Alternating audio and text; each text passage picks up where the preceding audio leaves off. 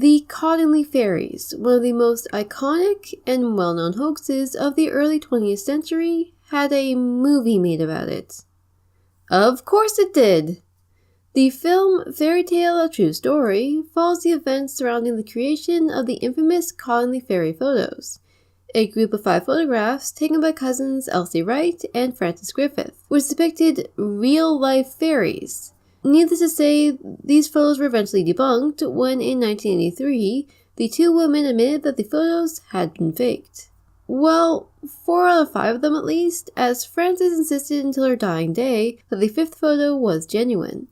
Surprisingly, this revelation regarding the photos didn't completely shatter people's belief in fairies, as many people, especially those in the Cottingley area, continued to believe in the existence of fairies.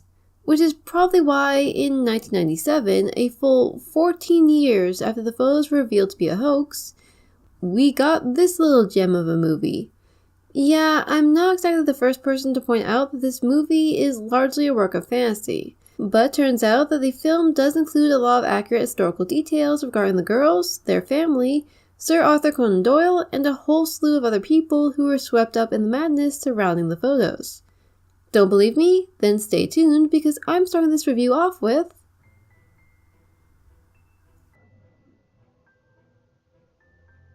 FairyTale, A True Story is surprisingly pretty accurate with its retelling of the events leading up to the creation of the famous photos. Elizabeth Wright and her cousin Francis Griffith, a recent refugee from South Africa who's come to stay in England while her father fights in World War I, take pictures of fairies frolicking in the back behind their house.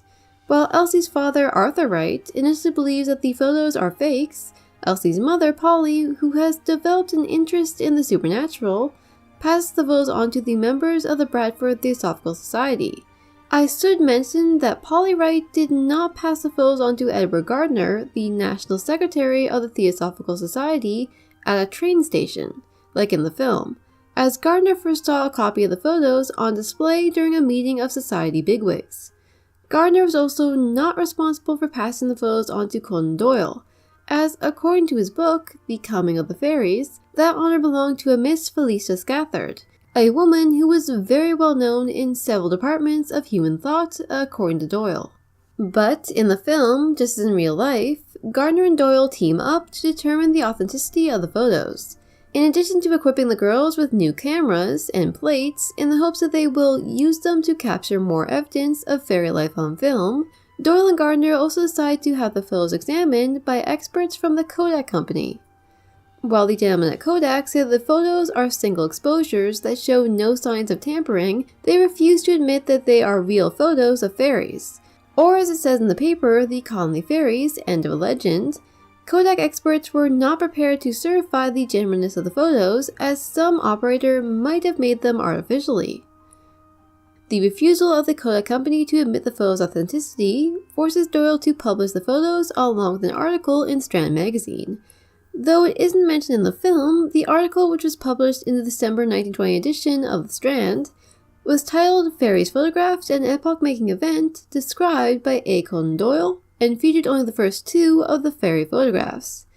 This is because the last 3 photos hadn't actually been captured yet. And that covers the first 65% of the film, as well as the bulk of the film's authenticity in relation to what actually happened. But before we move on to the what they got wrong section, I wanted to spend some time talking about the little historical details that the filmmakers put in. These features aren't essential to the movie's plot, but they do count towards historical accuracy. The scene where Frances gets her dress wet and is then scolded by her aunt is actually very significant when it comes to the history of the Cottingley Fairies, as the real Frances Griffith would often get wet and dirty while playing near the small stream at the back of the Wright's house. In response to her aunt's scolding, Frances claimed that her constant state of dishevelment was due largely to the fairies that lived by the stream. And you thought that the "my dog ate my homework" argument was out there. At least dogs exist. Well, Polly Wright didn't believe Frances' claims either. That isn't until she went to the woods with her uncle's camera and came back with pictures of fairies. That's right, the Cottingley photos were created largely for the purpose of pranking Polly Wright and the rest of the adults that jeered at Frances and her claims of fairies. Harold Snelling, the man in the film that Edward Gardner first asked to examine and determine the authenticity of the photos, is based on the real Harold Snelling, a friend and colleague of Edward Gardner that he asked to examine and determine the authenticity of the photos. So that's definitely accurate. However, while the real Harold Snelling agreed along with his movie counterparts that the photos were authentic, the fact of the matter is that he may have had an ulterior motive for doing so. You see, as National Secretary of the Theosophical Society, Edward Gardner would often travel around lecturing on the topic of fairies and other supernatural phenomenon. During these lectures, he would sell copies of the Cottingley photos, copies that were provided by, you guessed it, Harold Snelling. And if you're thinking, well, how much money could Snelling possibly have made making copies of photos? To demonstrate just how popular these lectures were, here's a quote from an article featured in the 1921 edition of the Guardian newspaper. The theater was full. A small crowd which gathered outside before the lectures began were unable to get inside, so great was the press. Also, in a letter to Conan Doyle, Gardner wrote that Snelling had prepared copies of the photos for his upcoming tours in both England and America, so Snelling was probably making a pretty penny from the production of these photos. And yes, technically I can't prove that Snelling supported the photos simply for his own financial benefit, but I still do find it suspect that out of all the people who examined the photos, he's one of the few who seem to have little doubt as to their authenticity. Arthur Conan Doyle's eldest son, Arthur Alini Kingsley Conan Doyle, or Kingsley as he is also known, did die at the outset of World War I after receiving an injury at the Battle of the Somme in France. The movie neglects to mention that he died in 1918, not 1917, from complications due to pneumonia, but I'm honestly just surprised that the filmmakers decided to include such a dark detail in what is essentially a kid's film. I'm going to be honest here and say that the film actually earned a bit of my respect due to this scene, though it does manage to lose it later on, but more on that later. On a related note, Arthur Conan Doyle's father, Charles Doyle, just like in the film, spent a fair amount of his life as the resident of a mental institution, where he kept an illustrated journal filled with fairy drawings. Many people have come to the conclusion that Arthur Conan Doyle's desire to prove the existence of fairies probably stemmed from his relationship with his father, as well as his uncle Richard Doyle, an illustrator for Punch magazine, who also possessed an affinity for drawing fairies. Arthur Wright's camera, used to capture the first two photos in the collection, was indeed a Mitch camera, just like in the film, while the two replacement cameras provided by Gardner were both cameo cameras. On a related note, for anyone interested in seeing Arthur Wright's original camera, it is now on display in the Bradford National Museum of Photography, Film, and Television. Doyle did indeed try to preserve the girls' anonymity by giving them fake names in his Strand article. Elsie and Frances became Iris and Alice, while the Wrights became the Carpenters. Just like in the film, however, this ruse didn't last long, as a reporter from the Westminster Gazette soon sniffed out the Wrights, who obliged in giving him an interview. Apparently, the real-life Wright family was much more accommodating to the press than their movie counterparts.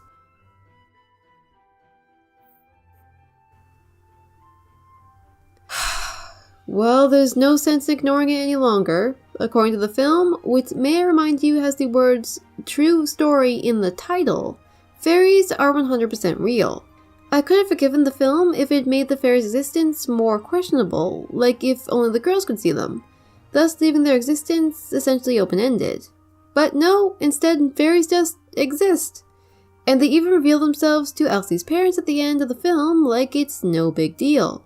One of this movie's biggest historical missteps, other than its depiction of fairies as real, is the timeline, as all the events surrounding the Cottingley photos are incredibly condensed. While it's true that Elsie and Frances took the first two fairy photos in 1917, it wasn't until 1919, a full 2 years later, that Polly Wright presented the photos to the members of the Bradford Theosophical Society, with Conan Doyle coming to the attention of the photos the following May in 1920. The last three photos also came to being during the summer of 1920, and over time, the buzz around the Cottingley fairies began to diminish, with articles and media regarding the photos and the woman who took them popping up from time to time until the truth was finally revealed in 1983. The grave seen at the beginning of the film, which we later learned belongs to Elsie's brother, Joseph Wright, is definitely a movie addition, as I was unable to find any proof of his existence, After searching birth and death records as well as tombstones around the Cottingley, Bradford area, I was unable to find any record of a child named Joseph Wright who lived between 1905 and 1916. While I admit that it's possible my search skills are flawed, and that I just wasn't able to find any information, a close look at the gravestone used in the movie also makes the possibility of Joseph's existence suspect.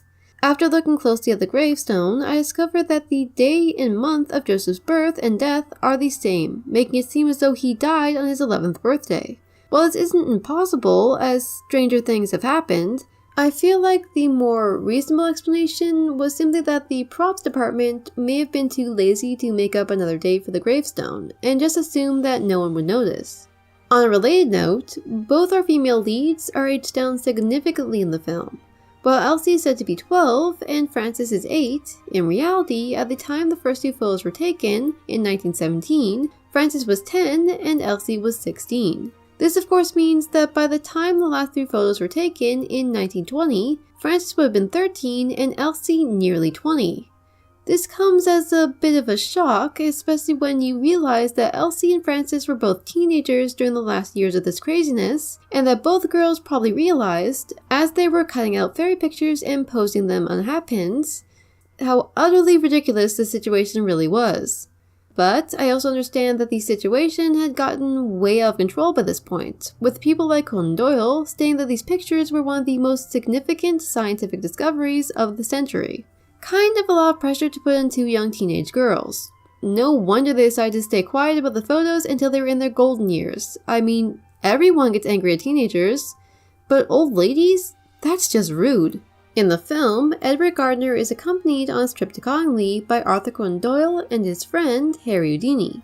However, Gardner made the journey to Cottingley on his own, as Doyle was lecturing in Australia at the time of his visit, while Houdini preferred to distance himself from the Cottingley Fairies as he believed the pictures were nothing but a farce. Given this fact, it's not surprising that Houdini never publicly admitted that he believed in the photos like he does in the film. This doesn't mean, however, that the Houdini portrayed by the film, a stone-cold skeptic that takes every opportunity to speak out against the supernatural, is completely accurate either. The real-life Houdini was often quick to reject the claims of psychics and spiritualists in public, but occasionally declared his belief for such phenomenon. For instance, on one occasion in 1921, Houdini felt compelled to write Doyle about another photograph he was sure represented real proof of the supernatural. Rather than young girls frolicking with fairies, however, this photo depicted a young actress embracing Houdini on the set of his latest movie. The actress appeared to have what Houdini referred to as something unknown or occult oozing from her body. In this instance, it was actually Doyle who played the part of the skeptic, telling Houdini that the effect is certainly produced by the whisk of the lady's dress as she rushes into your arms. It is certainly not ectoplasm. While still on the subject of Houdini, the book that he mentions in the film, i.e. Do the Dead Return? Investigations into the false claims of spiritualists attempting to deceive Houdini, is not a real book ascribed to Houdini, though he was writing a book called Miracle Mongers and Their Methods, in and around the time that the Cottingley photos became famous in 1920. This book, as the title suggests, explores and tries to debunk the methods of what Houdini terms masters of deception, fire eaters, sword swallowers, and other people capable of accomplishing seemingly impossible feats. Houdini often referred to this book as his magnum opus, and it is basically his last word on the subject as he died just 6 years after it was published in 1920. At some point near the end of the film, the story completely devolves into an out-and-out fantasy. The Fairies, despite their desire to hide their existence from humans, decide to reveal themselves in order to scare a reporter who breaks into the Wright's house. Oh, and Elsie's non-existent dead brother Joseph shows up to scare the reporter as well, as apparently it was too much trouble to show himself to his mother or any of the other members of his family who have been mourning his loss for more than a year. If this wasn't absurd enough, the Fairies come back at the end of the film and float about the house in front of Elsie's parents. I guess they just forgave Elsie and Frances for revealing their existence to the entire world. No, it's okay you guys, so what if you revealed our existence to the entire world and forced us to flee the only home we've ever known? We're cool. There's even a point in the film that directly references the creation of the Cottingley photos. While talking about the Wright's house, The reporter cuts up some fairy pictures and poses them to recreate the image in one of the photos. I mean, seriously? I honestly found this part of the film a bit insulting, as Elsie, during an interview in 1983, mentioned how much the Cottingley photos bothered her after they became famous, remarking that, "My heart always stinks when I look at it, when I think of how it's gone all around the world. I don't see how people could have believed they're real fairies. I could see the backs of them and the hat pins when the photo was being taken." But the film ends on a routinely sappy note, as Francis' father returns despite the fact that he was previously considered MIA, and the two embrace while sappy music plays and the credits begin to roll.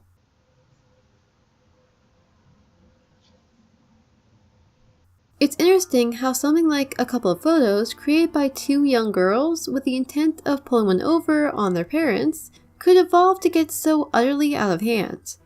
As I stated previously, Elsie Wright turned Elsie Hill developed a certain amount of disdain for the photos after they became famous, though I'm ultimately uncertain how she would have reacted to the film if either she or Francis had lived long enough to see it. When referring to my own feelings regarding the film, I have to admit that I did see this film originally when I was very young, and loved it due largely to my love of fairies. And when I say I loved fairies, I mean I really loved fairies, to the point where I had the border of my room decorated with them.